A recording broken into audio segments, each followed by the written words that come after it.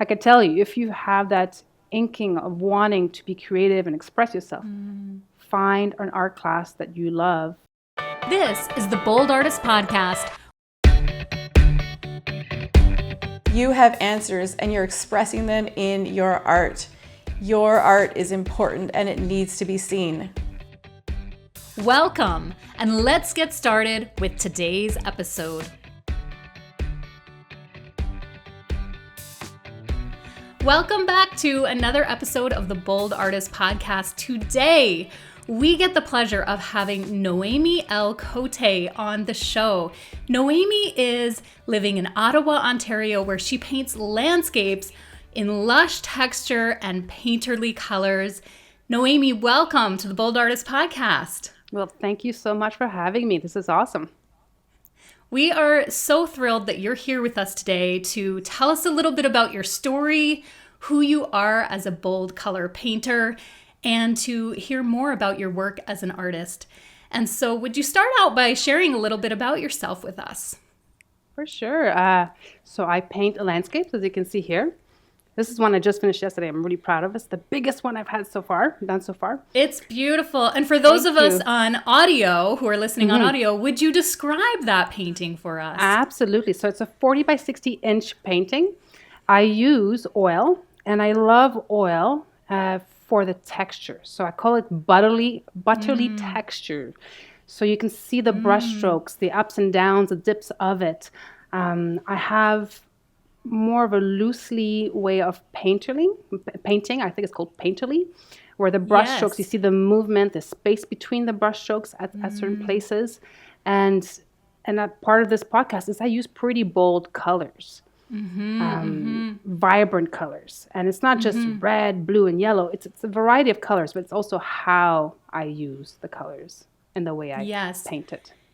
Yes. And so how would you say that you use the colors? When you say how I use the colors, do you have a certain approach to these colors? So what I'm looking at behind Noemi is the landscape of it's a vineyard with trees and lake and mountains, but the sky is full of, how would you describe that, Noemi? It's just light, but also there's some movement and attitude in those clouds. They have a stirring to them, and it's in magentas. So there's some magentas that are right up against some vibrant bright greens and yellows, and it just makes the light pop. So her light is in the yellows and greens are what I consider the light shining. And then the magentas are the shadows and recessions of the hills and mountains.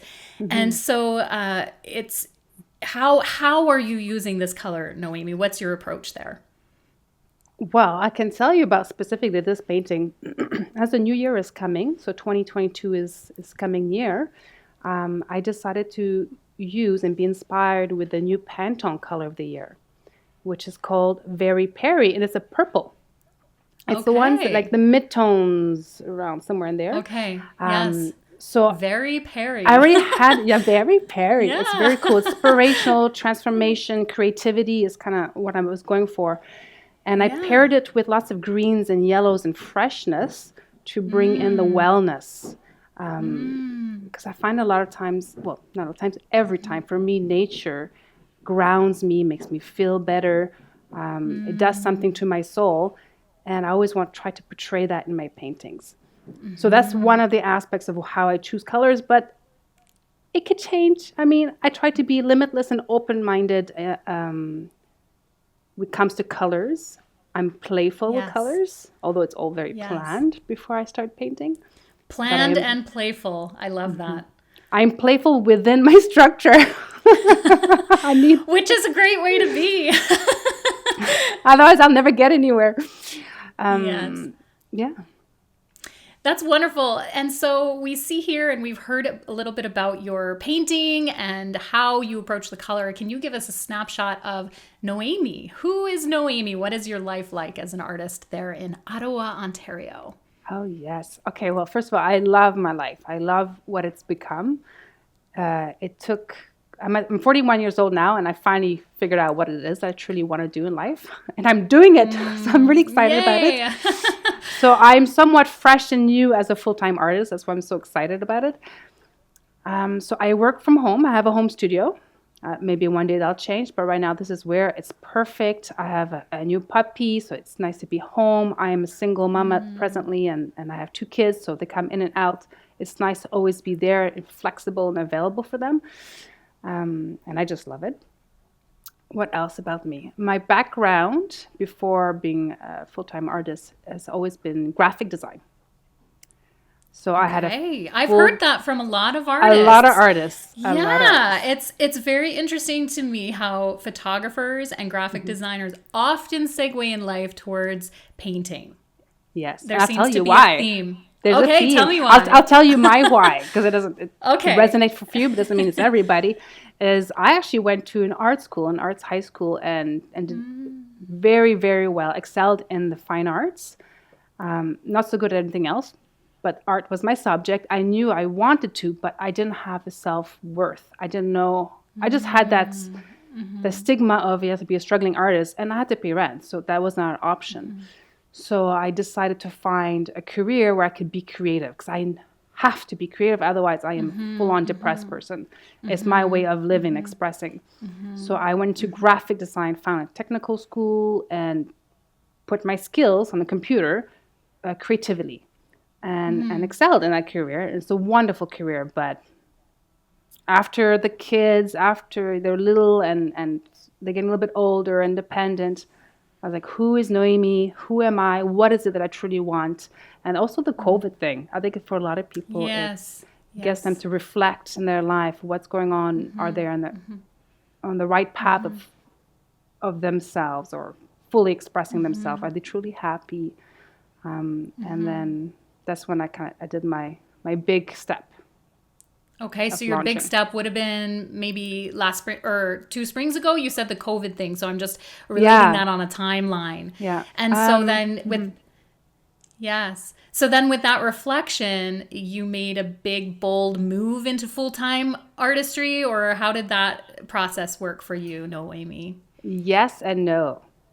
Okay. So 3 years ago, pre-COVID, I started taking classes, getting back into it, knowing that I need to get back into art, that I wanted to get back into art.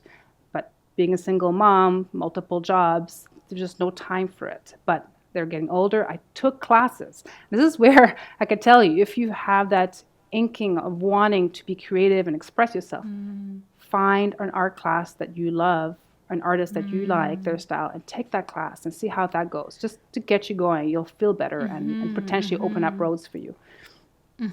Took classes, and like a little planting a seed, I'd love to do art. Not sure how yet I would do it as a career. Maybe I'll start slowly, but I just got to get back into it and get my skills up to par. So I did that 3 years ago, started that, and kept building up on it. A year later, I was like, okay, well, next step, I need to create a website. I'm a graphic designer / marketing person, so I know these steps. Get a website up, some social media accounts up. And then during COVID, when was it? May 2020. Yeah, May 2020, I actually lost my position, my full-time position. So my full-time income, gone. I could have scrambled, I gotta get another job, or just say, okay, I want to do it. I was planning to do it maybe in a year from now. Something's nudging me hard, and this is the time. So I took the leap because did you I panic? Of course, Did you I panic? panicked. So there was some panic involved there, but you took that leap and bravely stepped into the new Noemie L. Cote, which I do want to just take a moment, and would you share with everyone your name? We're going to be able to find all the links to Noemi in the show notes, but pre-show, Noemi and I had to talk about her name and how to find her because it's unique and it is spelled uniquely. So just give us that quick rundown of how we spell and say your name, Noemi. First, I'm French-Canadian, so I have French names.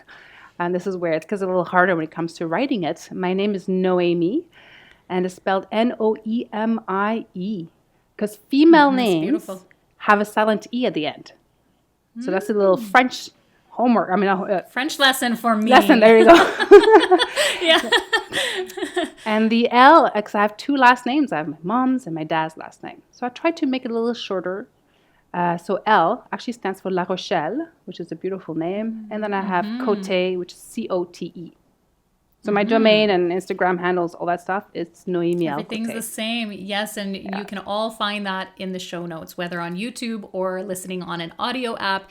And Noemi, earlier when you were talking a little bit about your process of being at an arts, did you say an arts high school? Yes. That you had started That at? was fantastic And arts high school. what really stood out to me was when you mentioned not having self-worth. And that piece would have had a ripple effect on all the steps you took in your life, or maybe how confidently you took those steps as a graphic designer and then into becoming a painter. Would you be willing to share a little bit more about what you learned in the area of self-worth and being an artist? Absolutely. I think everyone gets bruises and bumps or throughout their lives. It's usually when you're a kid or a teenager. Something someone says that's not meant to, so you take it and you absorb it and you see it that way, and somehow it's like imprinted on you.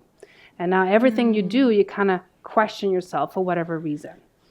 Something happened to me when I was 13 that just destroyed my confidence. Totally destroyed it. And I became very, the right word, internal, but quiet. Everything's inside and wasn't expressing myself.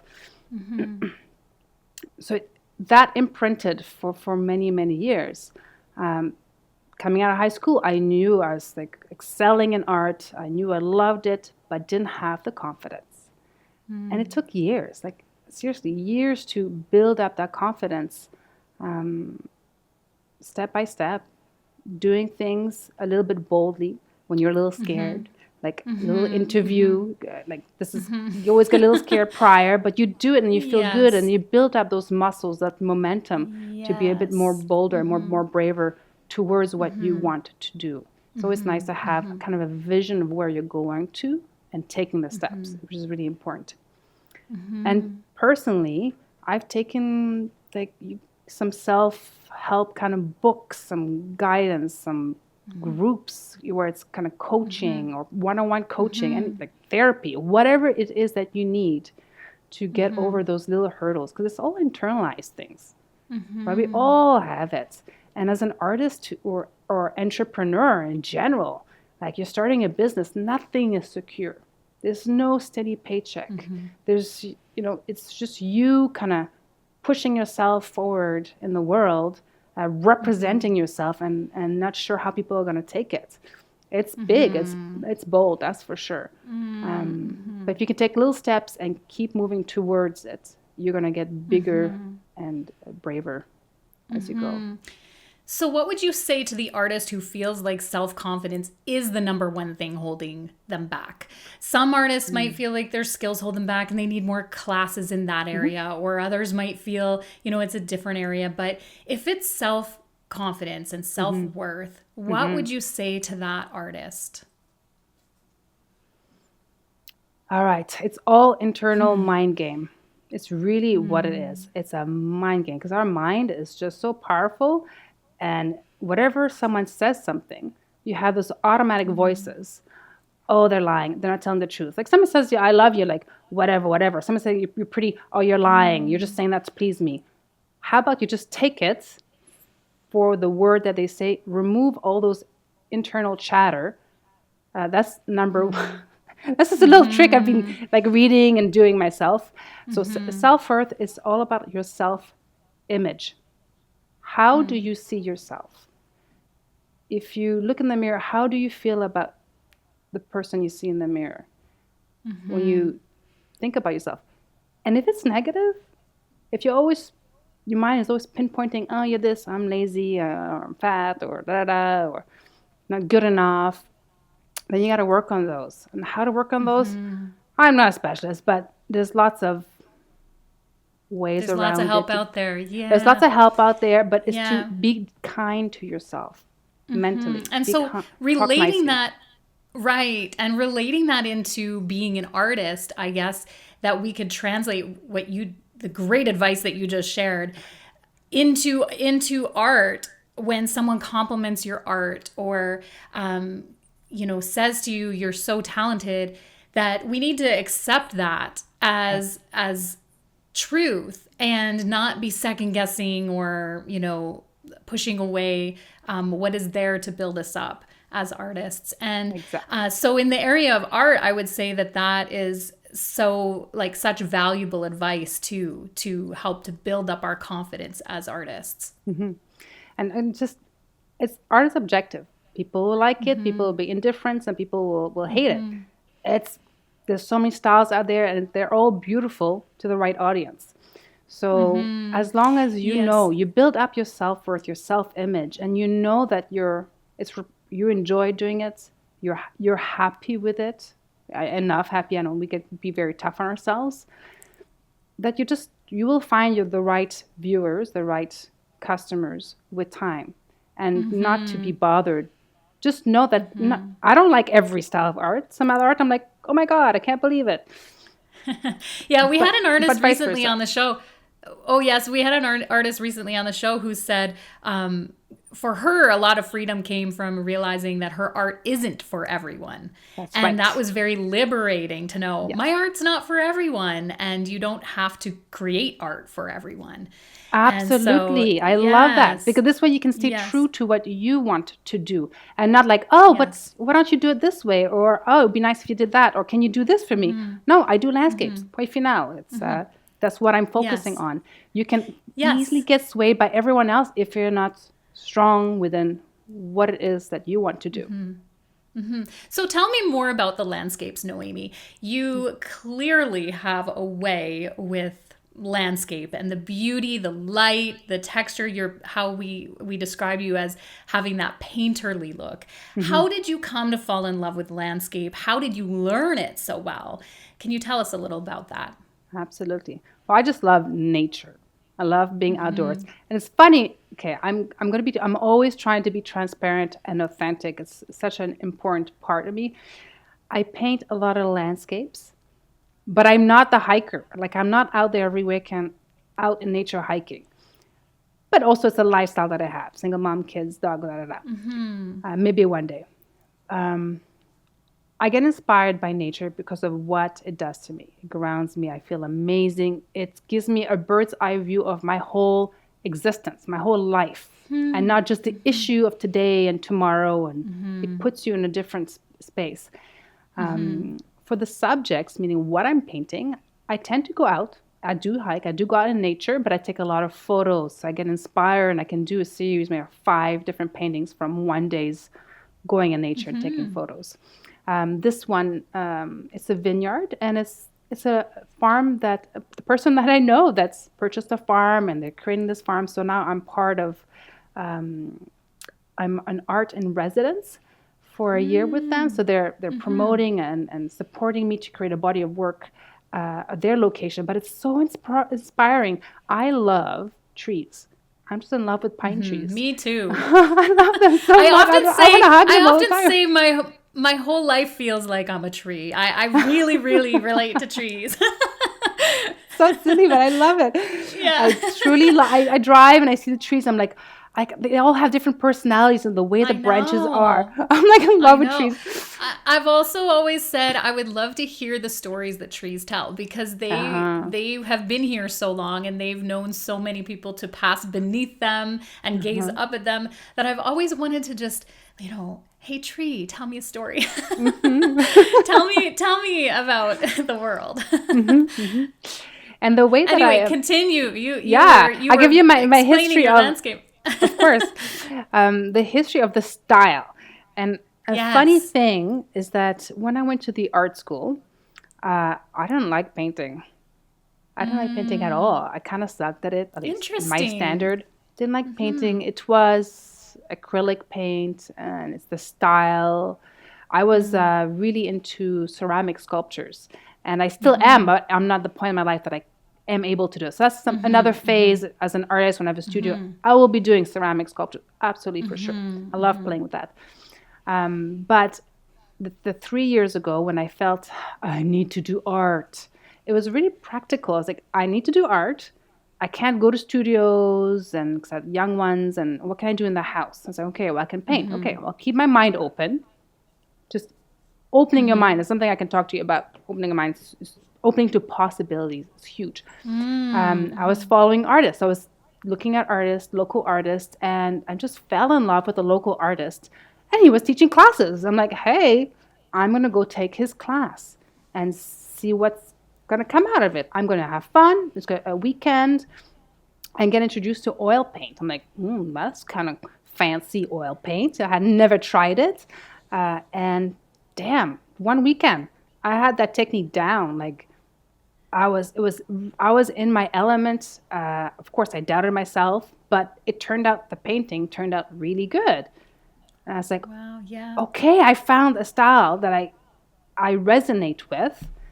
I fell in love with his work because it's very colorful and bold and simple and not like detail. To me, it's like, oh, I don't want to spend all the time on details. I just want to be free to move with the paintbrush and have movement and color. I interact with color more than subject. Well, both, but less the details. I will fill in the details. I connect more with color and movement. Yeah. So that's how I finally got to painting. Yes. Now, I find a couple things that you just shared with us so interesting, that at the beginning, when you did try painting, like initially way back, you didn't like it and you said it didn't meet your standards. And I find that interesting because a lot of artists, when we first get going into something, trying a new medium, trying a new style, it doesn't meet our standards because we have such incredible vision and expectation, perfection and expectation. Yes, that's the right word, is expectation. And that holds us back sometimes from pushing through those skill barriers. You know how when you start something, we have this great vision and expectation, but then we have all the little steps of skill in order to reach where we want to be. And so I find it interesting, as you shared that story, that at first you just didn't even meet your own standards, so you didn't pursue it. And then, so what helped you through that? And would you even consider, was that part of perfectionism, or what helped you through falling in love with painting and being able to accept all the stages of learning? I think back in my art school or high school, it was, you kind of fall in love with what you're good at. The easiest way, right? Don't we all? Yeah. Yes, the road of least resistance, and you're good at, and people are like, "Ooh, wow, you feel good," and that's kind of how you continue. Is that a good thing? I mean, the world kind of tells us to do Is what that we're good? good Is that at. not good? Yeah. Yeah, wow. That's something to ponder. We'll ponder. Yeah, that's that. something to ponder about. Yeah. Yeah. Because I've always found I'm stretched as a person and an artist when I'm doing something I'm not good at, and I'm putting myself in a place to get better. Yes. So that's healthy. But then on the other side, when we have natural strengths and clear talent in an area, it's important to foster that because it's natural and it comes naturally. So maybe it's both. I think it's for me, it has been both. Because if I didn't push myself to try to go paint again when I had experience of it was nothing special, to try again, but this time in a totally new way. It was a different style, and it's the style that I liked. So if I could follow his technique and get close to that, then it's a step. And you again have to be, I mentioned it before, you have to be kind to yourself. The way you talk to yourself in your mind. Say, it's okay. I'm just, this is the first time I try it. It's okay. It's not perfect and amazing. How amazing is that I am actually painting and I haven't the past 20 years. Like, kind of compare that way. Like, see the progress that you're doing. And always be open, because as an artist, you're creative. And there's so many different techniques and ways of seeing things, and being open will bring you different insight, possibilities. Yes, the possibilities. I love that part of being a creative person is just as you mentioned earlier, being open to possibilities and open to how creativity leads, and that it's the unknown. Like you took your leap, you took your big leap with a little panic into the unknown of being a full-time artist. And here you are today. So what, Noemi, has been a big highlight for you of your last couple of years being a full-time artist? I'm sure it's been such an adventure. What has been one of your biggest highlights to date? I surprised you with this question. Oh, it's a great question because I have a few. I'm like, what's the biggest one? I don't know. I think it's being aligned with who I am and what I truly want to do, and doing it, being able to do it, right? Because I knew I always knew art was my way, but never took the step. So really, I'm doing it. Like, how amazing is that? Like, yes, so amazing. I could cry. Like, it's fantastic. That's beautiful. I love what you just said. I always knew art was my way, but I never took the step. Yeah, because That's it's pretty amazing. Scary financially. Yeah. Right? Yeah. Right? You have the sole income. Yeah. Kids and all. It's like, oh. Yes. Yes. Yeah. Now, when you were sharing your story, I also was fascinated by the fact that you picked oil as your medium in a home studio because it takes a long time to dry. Can you tell us about the practicality of having oil in your home? And why does it have to be so long? I know. And then the drying process, you probably need to find places to hang while it's drying. And tell us just about how practical that is, and how do you have any secrets for how you do that? Of course. The drawing is not practical. But I get to enjoy the art for a while. You know, I have customers where they purchase art. They're like, oh, I'm so sorry, I'm taking your baby away. I'm like, no, I've had it for like a few months. I'm all good now. You can have the baby. Yeah. I've said my piece with it. You can have it now. What I've done, so a little trick, I'll show you. Do you see up here, there's like a silver line kind of going up? Okay. Yes. And that's a track system. And there's little wires that you can move around. And I did it the whole length of my living room. So I have a whole bunch of little wires. I can move and I can put as many as I want. Therefore, I'm not making holes in my wall. So that's very, very useful. That's very smart. And it's very pretty and clean for a home studio. Like, I don't have paint on the walls. I paint on an easel. And then once it's dry to the touch. So give it 5 days or so. I can put it on the wall and then let it dry for the months, whatever it needs to take. Do you have multiple easels that you'll start on another painting in those 5 days while you're waiting for one to tack up? And I have 3. So you can. I mean, if they're smaller and they're wet, I can still hang them. But it's big, large ones and might touch your shirt or whatever. I have multiple easels. That's a nice trick. Wonderful.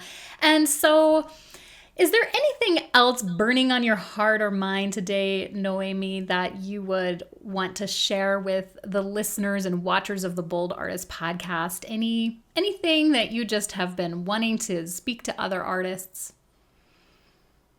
Let me think. Let me ponder. Do what inspires you. Take the time to be by yourself in the morning or somewhere, or go on a nature walk. It's the best place to do it. And really, what is it that you want in your life? If you could open the possibilities, money's not an issue. Nothing is an issue. Don't block anything. How would you design your life? And then take some steps towards it. Like, nothing's going to happen unless you take a step. You need a vision. And you take steps. And it could be little steps. And it might take a while. Like, I take some group coaching classes, some personal coaching classes, some marketing classes, some art classes. But you feel good that you have a purpose and you're walking towards it. Right? Absolutely. Those bold little steps sometimes. What very wise advice. Thank you so much for being here on the show, sharing your story, your journey into becoming a full-time artist.